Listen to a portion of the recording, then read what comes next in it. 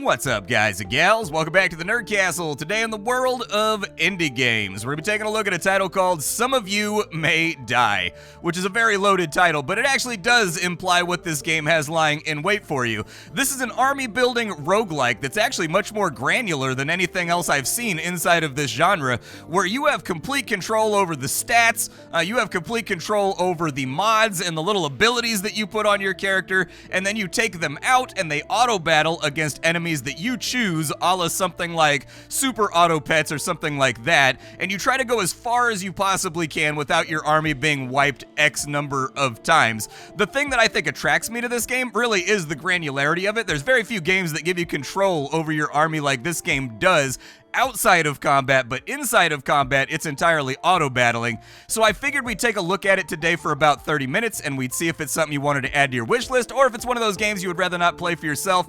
That's also perfectly fine. You can find the demo listed down below in the description. I will have a link for you, and you can find a bunch of other Nerd Castle links down there, just in case you wanted to give them the old spicy click. But without further ado, let's go ahead and check out Some of You May Die. So at the beginning of the game, you actually get to pick between a different chunk of armies that are going to be available in the finalized version. The thing is, though, inside the demo, we just have this army up here. So we'll take them standard, and that's going to take us straight to the battlefield. So here at the beginning of the game, you're going to find yourself on the battlefield, and the first thing you have to do is you have to pick an opponent. Every single time you fight in this game, you are going to be picking the lineup that you go up against, which means not only in the meta is it a good idea to find enemy armies that are weak to the current strategy or gimmick that you're running with your army, but it's also equally important that you duck enemy compositions that counter that gimmick that you're playing around with. And that comes with time. As you play the game more and more, the overall meta will start to become apparent as you learn what all these enemy units do, but we actually got a pretty easy first round. So in the first round, we can go up against a warlock, or we can go up against a grunt. A grunt in this game is sort of a hybrid melee, so they're stiffer than a lot of the assassins and a lot of the rogues in terms of the chin that they have on them. They can definitely brawl in the front lines without going down, but they're not quite as sturdy as a tank, and they also don't deal quite as much damage as like a lancer does or like an assassin does. They're sort of in the middle ground. They're like a hybrid between a DPS and a tank. We've also got a warlock over here. This is a unit that dies very easily if they get run up on by melee characters. They spam an AoE that goes to the back lines. He'll probably be decently easy to kill, assuming that our draft goes well, so we'll take the warlock. Now, some things with the UI here that you need to know. For every single round that you go through, you're going to get a stipend of money that you can spend on whatever you want. And there's lots of things you can spend that money on. You can individually upgrade the stats of one unit, you can buy more units, you can combine units, you can buy mods and relics that you can put on those units that will then add more synergies and make them work in cohesion a little bit better with other units in your armies that also have their relics, like ping pong bounce off one another. If you don't like what you get in the draft right here, you can re-roll it. You can also lock things if you want so that this stuff stays here until the next round. We can buy another farm because our unit cap is dictated by how much bread we have. Right now we have 6 bread capacity. You can see here that a warlock takes 2 bread if he's in our army. A priest takes 1. And then everybody has a hiring cost. You only pay that once, so don't worry about it past the initial signing bonus. I will take this priest right here because that gives us a very early healer, which can be hard to isolate. And if you get behind the healing curve, you can kind of get yourself into trouble later on in the game, so I'm going to grab her just prospectively. We also have a tank right here. I think that would be a good thing to pick up for the front line, and then I'll re-roll it one more time, and it gave me a gremlin. Gremlins are interesting because they're kind of like slivers in Magic the Gathering. They're cheap, they die really, really easily, but you can easily spam out a ton of them because they don't cost unit cap, and so sometimes it's a really good idea to just fill in entire areas with gremlins just to create chaos and mess with the enemy. It only really works in the earlier rounds. In later rounds, they're going to get trundled by fully developed AoE characters, but for now, it's actually a pretty decent strategy. Once you've got your guys all set up, all you got to do is run the fight, and then we'll see what happens as we move forward. So down goes the warlock. You can see his HP slowly getting chiseled away, and he's now dead. One thing that I really like about this game is, despite the fact that I find the graphics and the UI to be really flat, Every single enemy in this game has their own individual fatality that they go through when they die. I like that a lot. It's one of those little details that makes me happy about the game. For now, though, we've got another round that we need to fight in. We can go up against a grunt and a tank. We can go up against a grunt and a warlock. So the warlock got his ass whooped, and now he's come back with a bodyguard to see if he can do it again. Or we can go for a grunt and a priest, which would be our first healer versus healer fight. It sort of depends who we aggro, but I'll probably go grunt versus priest. And as you can see, we got paid. So we've got a little bit more cash now. They gave us 14 gold for this round to play around with. I personally am not really passionate about any of these choices. I mean, technically we could use up our unit cap on a warlock, but I'd rather have something else. I mean, I think a summoner would work. A summoner would be nice. I'll take a summoner. So this guy's gonna sit in the back and he's gonna summon these little skeletons that have bows, and they're just gonna fire at the enemy, and they sit in the back in safety and make that happen. It's a big DPS increase, so I think an early summoner probably be a good call. We do have an herbalist right here. The herbalist is a buff bot. He just sits in the back and throws potions on people that increase their HP, or increase their attack speed, or increase their damage. Kind of depends. I haven't actually paid attention to what he's throwing out while I was playing with my herbalist, because I only had him for a little bit on my tester runs, but he's a buff bot. That's all you need to know about it. Now, other things you need to be aware of. Every single character in this game has a stat sheet. Inside this stat sheet, you have upgrade slots. That's where these upgrades go. You can also individually boost any of their stats that you want in exchange for gold. This is going to create a fundamental conflict where a lot of the time it's hard to decide what you want to spend your gold on, because there will be very apparent upgrades that would make your army stronger, but at the same time you're like, okay, but do I fish out more rerolls? Like, what do I do here? And I'm not gonna lie to you, I've sat here staring at the screen for 5 minutes in between rounds just trying to figure out what I want to do with my gold, because there's such a rich amount of options that you could do with your characters that sometimes you just get decision paralysis. I think I would like to put poison on my gremlin, so that's what I'm going to do every time he attacks. He is now going to put poison on one of the enemy units because his attack speed is very, very high by comparison to most units, and he's actually got boosted evasion, so every single character randomly generates with a couple of stats that are boosted. That means if you spend money to upgrade them, they get a much better return on that stuff than other characters do. So I'll give him like 2 evasion stacks, so he's got a 32% chance to dodge every single attack, and then we'll run it and we'll kind of see how fast he can stack up damage on this dude with his poison. I think it'll probably easily outrun the healing that the cleric is able to put out, and in fact, yeah, dude, we bowled him over.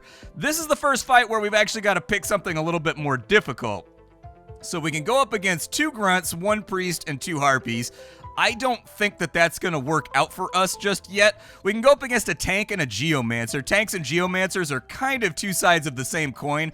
Tanks focus on holding the line and buckling in enemies where they're standing at right this second, whereas geomancers are tanks, but they shuffle up the battlefield by spamming this ability that does an earthquake that like moves people around on the battle grid and makes them reselect their target. And so the geomancer is a tank, but of a different flavor. On this side, we can go up against an assassin, or we can go up against a gremlin, but it is a level 2 gremlin. So one thing we haven't talked about yet is that if you get duplicate characters, you can have duplicate characters on the battlefield, or you can combine them, and you'll notice that each of these characters has an XP track. When it gets up to the top, they basically double all of their stats and become a super version of the unit that they currently are. And I haven't seen what the level cap is. I think the highest level character I've had so far by like round 15 is a level 3, but upgrading them is consequential. This is not one of those games where going from level 1 to level 2 is like a 5% increase. In this game, going from level 1 to level 2 makes you like twice as strong as you previously were. I think we can do tank versus geomancer. That feels like the safest option to me, although I can't really guarantee that this is going to work out and the geomancer isn't going to run the blockade. So I'm going to need another melee character up here just to hold that line while this guy stacks up a ton of poison on the enemies, and I'll probably deploy him a little ways back too so that he comes in from an angle and maybe doesn't catch the AoE that this guy's going to light off once he gets moving. I don't know why my tutorial reset. I've played this game for like 2 hours. I'm guessing it had something to do with the patch.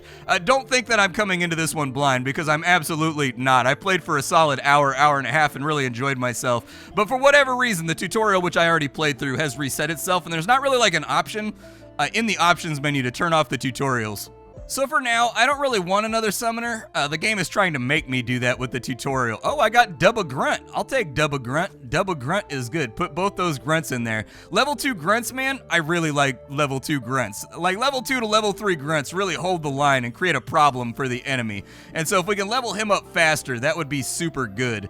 What does he have boosted? So he has attack speed and he has armor boosted. That's pretty good. I think armor is just flat damage mitigation from melee sources, so might work out pretty well.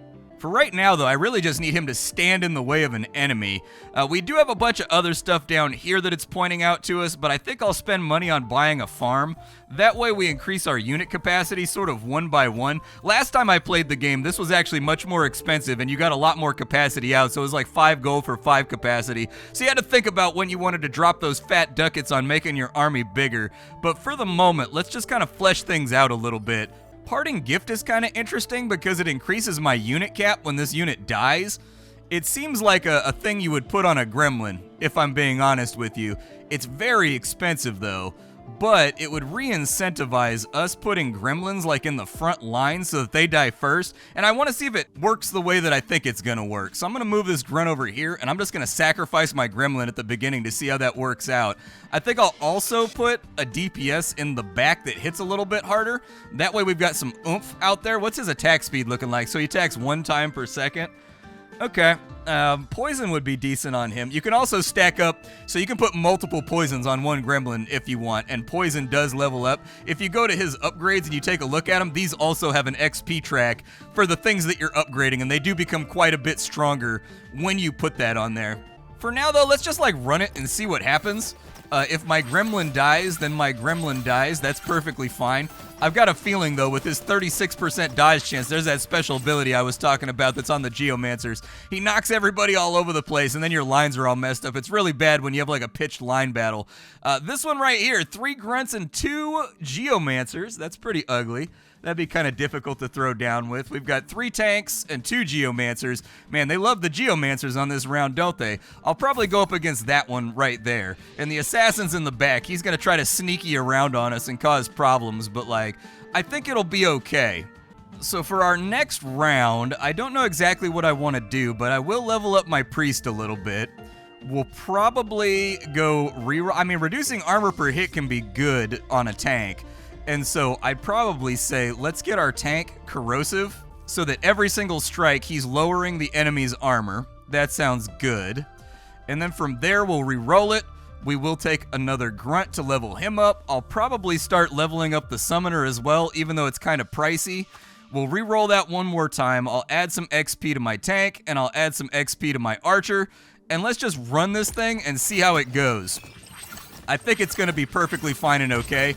I don't foresee them sneaking through my lines and causing major problems, but they may get there. Oh, the assassin made it through the front lines and almost got my priest.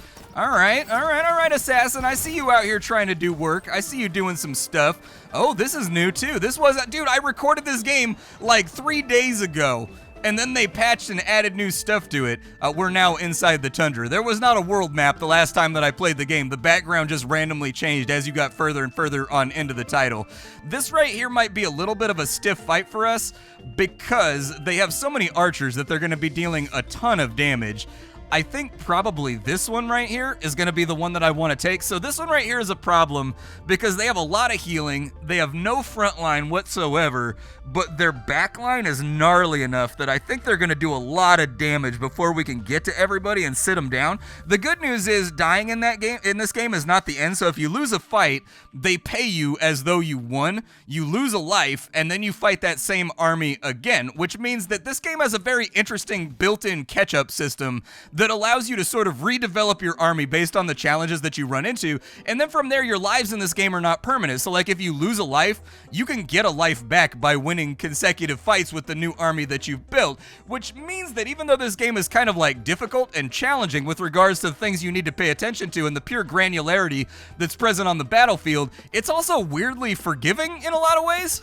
So, like, I think that this is our fight. The 2 grunts, the geomancer, and the herbalist. Like, I think that's the fight that we have the best chance of pulling on through. I will reposition that just so that will go away. We do have a summoner over here, so we could potentially level up our summoner if we get a good roll. We've got a gremlin. That's easy XP right there, so I'll take him up to level 2. We've got another summoner right there, so now we have a level 2 summoner, which is nice. I will upgrade my priest a little bit, and then what I'm interested in is maybe picking up, well, we've got a conflict, so I can have a level 2 grunt up here, which would be nice. And I think I'll take that because level 2 characters are pretty sick. I'd like to keep that tank on the roster, so I'm going to go ahead and lock the shop so that it doesn't repopulate the next time we go into a fight, and let's just see how this goes. I think my level 2 grunt over here, you can tell, he's hitting like a truck right now. And so I think my level 2 grunt will probably carry us reasonably well through this fight because these herbalists don't actually attack anybody from what I've seen. And then we'll get to the back, we'll wipe out his wizard, and that was an easy peasy victory. We've got another choice of fights right here, and they are getting girthier. They have no level 2s in this batch. Like, their front line is going to be way stronger than our front line, but it sort of depends if I can develop that out and make them hold, because they only have 1 priest to heal all of these guys. I'm going to go for the bonus gold, I think. I will take the tank, and I'm going to put him over here to stop the enemy from charging in. And now that I'm looking at it, their army seems a lot bigger than I thought it was going to be, which makes me nervous. But let's get a level 2 healer right there. We'll get another, you need additional farms.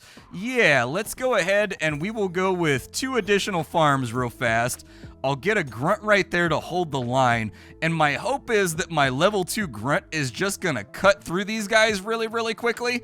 That, between that and the summons and their DPS, I think we might be okay.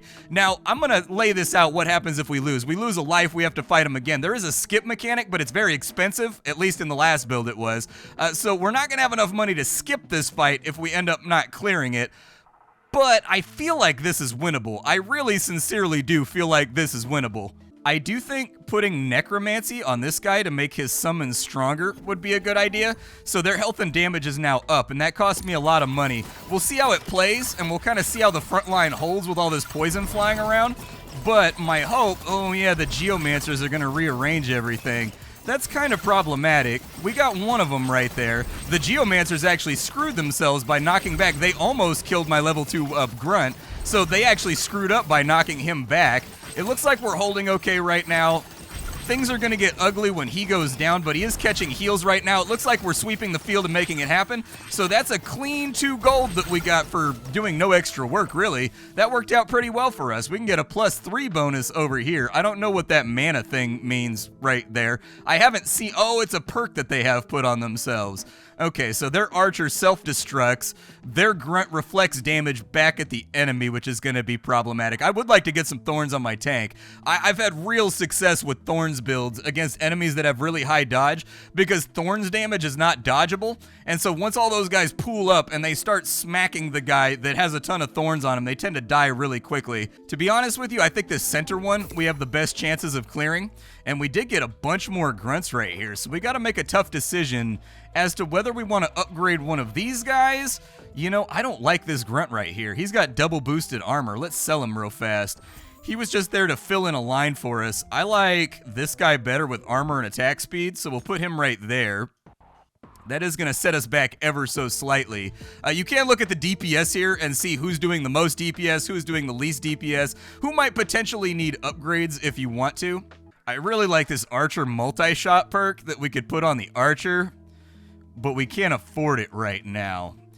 So I cannot develop my army in order to save up for it, but 20 gold is a lot of units and a lot of upgrades. It may be wiser to wait till later. Like, I think we have this fight on lock. I don't think we're going to struggle with it all, but I'm just not that risky of a player in games like this. Reroll that for me one more time. We're not getting anything that I like right now. I think I'll probably save my money. I mean, didn't one of our tanks have corrosive? He does have corrosive. Let's auto put that on the tank that already has corrosive, and then we'll just run it. Like, I don't think we're going to struggle with this fight whatsoever. It's going to depend what happens when the AoE goes off from all the geomancers. But we should just roll through this without too many problems. Their archer is dealing a lot of damage right now, though. Their archer absolutely starched that level 1 grunt. So there may be a situation in which here the archer deals more damage than expected. Bloat went out, knocking back all of our units and dealing damage, but we managed to pull on through. All of these fights are pretty nasty. I don't know which one I want to take here. So I'm going to take the one that gives me 4 bonus gold because, like, why not? You know what I mean? I think this is going to be an ugly fight no matter how we slice it, but I'm willing to give it a go. We will upgrade our archer right there. Let's re-roll it and kind of see what we find around. It may be a good idea to start making our gremlin a little bit more sturdy too, because they have they have really high DPS over here. So both of these gremlins are going to be hitting like a truck. They don't have a lot of HP to be spoken of. That one has 0% evasion, which means that this tank needs to hold for a little bit, but he gets 2-shot by this guy. This guy over here has 33 damage. That means he's going to chew through these guys pretty quickly as well. So how do I want to do this? I can upgrade his HP. He doesn't have boosted HP. Neither does he, but he has boosted armor. Our best bet may be trying to fish out upgrades for Manny. But our healer is going to be completely useless on this one. Let's re-roll it and see what we fish out. I would like to get him up to level 2. We'll see what we got. We got another tank right there. That might be good. I think I'm just kind of fishing right now, though, with like what I want to grab. We did get another tank, which gives us a level 2 tank, which is good because he now has 600 HP, which means he'll hold a little while longer. I'm going to upgrade that HP even further, even though he doesn't have it boosted, because it feels like a good call. And then we're going to get another level 2 grunt right there, and we're just going to run this and see how it holds. It may hold, it may not hold. These gremlins can be a little bit of a wild card in my experience. So, like, it's very, very easy to select the gremlin fights and just assume that you're going to wade through them. But I've seen gremlins do absolutely incredible things in high levels and also in high numbers. And so, like, I'm naturally a little standoffish about taking gremlin fights. Luckily enough, it looks like we managed to pull the whole thing together. So we're on to the desert, where the game is going to get a little bit nastier. Sight unseen here. They've got an herbalist that has black coin, which is useless on an herbalist, so I'm not too worried about that. They do have 3 priests, but I do feel like we have them way out leveled right now, so I'm gonna take the 5 gold bonus. Well, I didn't realize how many archers they had. Okay, yep, this might have been a mistake. I may have made a bag. I didn't see the archers. They were probably there in bright gold text, but I didn't see the archers. The archers are gonna hurt a lot. They're gonna hurt a ton. Luckily, none of them have perks or anything else, so that's good. I do think that buying like 2 more food right here would be a good call so that we can get a secondary priest and an AoE warlock for the back lines. I'm gonna scooch him down ever so slightly. I'm gonna re-roll it real quick. That gave me double grunts, which isn't bad. We may be able to parlay this into like a level 3 grunt if we play our cards right. On death, deal damage to your killer. Sepsis, multiply existing stacks of poison. That may go well on the gremlin over here, but he's already got 2 upgrades, unfortunately. But I think he gets another slot when he goes up to level 2. I will start leveling up that secondary priest. Maybe throw a little love at the summoner or take a secondary summoner so that we have lots of units on the field. He takes 2 food though, and now we can't afford him, so I'll lock it. Let's run it. I'm not confident about this fight, but we may be okay. So it looks like my level 2s are kind of churning through their front line right now. They got through the upper level of my lines at the moment, which will be problematic. The gremlin put up a decent last stand, but unfortunately is not going to last. They are killing off a lot of the guys that made it through the front line, and we got ourselves into a straight shooting match right now between all the ranged characters, but that's going to be our first L. The good news is we've stacked up a bunch of extra lives to make this work, so it'll be okay. We're going to get paid out, and things are going to work out all right. But we may take a couple of L's right here. We do have another archer ready for deployment, and I don't think that's a bad idea. Another archer would be good. Let's level up the priest again. We'll get a secondary archer for this lower level. I do think that it may be time for upgrades on some of these little guys right here too. He's got 3 boosts right now, which is actually pretty incredible. So let's raise up his attack speed a bit and raise up his damage by as much as we possibly can, and then we'll run it back and we'll kind of see how it plays. Because if he can hold off this bottom end of the line, I think we'll be okay. Especially if he breaks through. Yeah, dude, he's chunking now. My man is chunking. That front line is going down a lot more rapidly. Oh, they got him. Oh no, dude. Okay, all right, well, let's keep it tight for a second. We'll kind of see how this goes. My archers are starting to deal damage to their back line, but unfortunately their archers are very dodgy right now. And is the shootout going to go in our favor? It's kind of hard to say. We've got ourselves a little John Wick gunfight happening here. And Summoner came through 100%. Summoner, you earned yourself a raise, my friend. You earned yourself a raise. I think this fight right here is the easiest one to clear. No problem, no foul. Like, that one to me seems like the one that's easy enough to take down.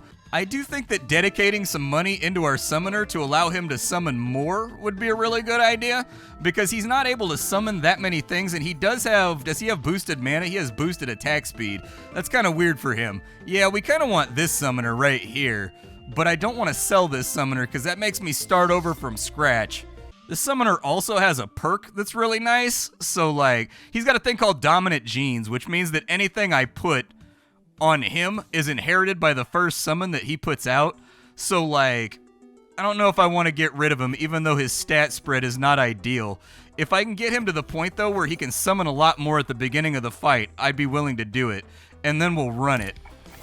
So yeah, you put in as many summons as you can, as fast as you possibly can, and if we can get a lot of summons out, yeah dude, he's putting out extra summons right now. I'm wondering if his regeneration is actually percentage based, because he is spamming summons at this point. He really sincerely is. And that poor little wizard in the back, unfortunately, just got passed around. He actually got trundled. He got taken out. He got folded. For our next fight, there's a lot of summoners on this one. I want the 6 gold bonus, but I do think that 3 summoners is going to introduce a lot of chaos to the battlefield. There's going to be a lot of range on this one. They also have a level 5 gremlin in there that's slightly worrying. 3 assassins as well, but 6 gold though. I'm going to do it. And our victory here is going to be very, very predicated on whether or not we can wipe out their front line before their back line closes the gap and starts causing problems. That's gonna be the wrinkle in this overall plan. The good news is, for once we have loads and loads of money on hand to do whatever it is that we want. I would like to get him up to level 2 about as soon as possible. I think I'll probably spend a little bit of money on unit cap as well. Hey, there's another tank right there. I'll take it. And that should take our gremlin up to level 2, which will make him a tad more dangerous. Let's see what I can form in my line with. So we've got another grunt right there, and we do have like a grunt that needs to be leveled up. Is he level 2 already? He is level 2 already. And then you right here have nothing going towards your next level. So let's level up the tank to 2. We'll keep that grunt developing. And then I'd like to get something new right here. So we can get another archer. We're almost at level 3 grunt though. And level 3 grunt I think would be a big force multiplier. Let me put the rest of his money into armor, because he's got the boost for armor anyways, and we'll kind of see how this runs.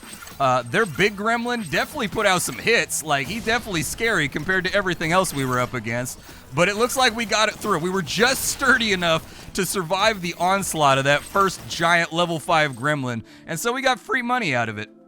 This is where the unit lists are going to get kind of complicated, and you got to look at them for a little bit to figure out what their comp is going for. So heavy front line, I feel like sort of counters us a little bit.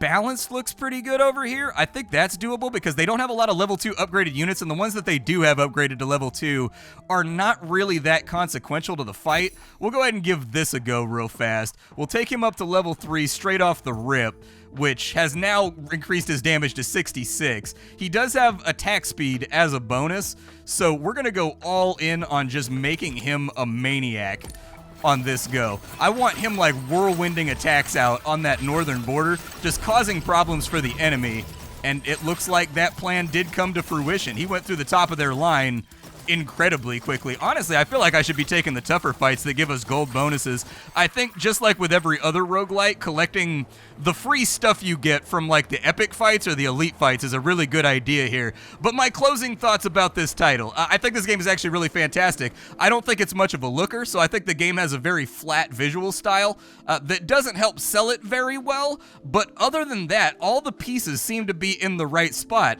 It's a game that's challenging, it's a game that's nasty, it's a game game that also has a lot of decision making. You have a lot of control over your strategy in this game for being an auto battler, and I love how granular it is and how many things there are to fiddle with. That's something we don't get very often inside auto battling games. Typically, you're just trying to stack perks, or you're trying to stack certain classes, or you're trying to get certain relic combinations. In this game, what I very much like about it is that this is an army building leaning game where you get control over every stat, you get control over positioning, you get control over numbers versus upgraded units that are just much better than what the enemy has. You get control over what perks and things go on to these characters, and due to the randomized nature of the game where every character has different boosted stats, they also get perks when they level up to the next level that are randomized. There's lots of little details inside of this game that you have to sit back and notice and build strategies around and sort of capitalize on in order to give yourself a better chance of winning,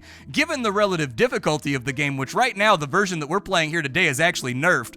This is a lot easier than the version that I played like 5 days ago and recorded, so much so, along with the other visual changes and whatnot, that I decided to completely re-record the video because it didn't feel representative anymore, even though I would call it out in the video. I just decided to redo the work. But in my opinion, I think this is actually a really good game if you can get over the visual style of it and just sort of get into the game and play it. I think this is one of those games that like obsessive numbers people are gonna have a really good time with. Like, it targets a niche, it focuses on that niche, and I think it does that niche very well. My name is Splattercat. I sift through the pile to find what's worthwhile in the world of indie games every single day so you don't have to. Today up on the chopping block, it was Some of You May Die. Tomorrow it'll be something else. Thanks for hanging out with me, and that's all I got for you, folks.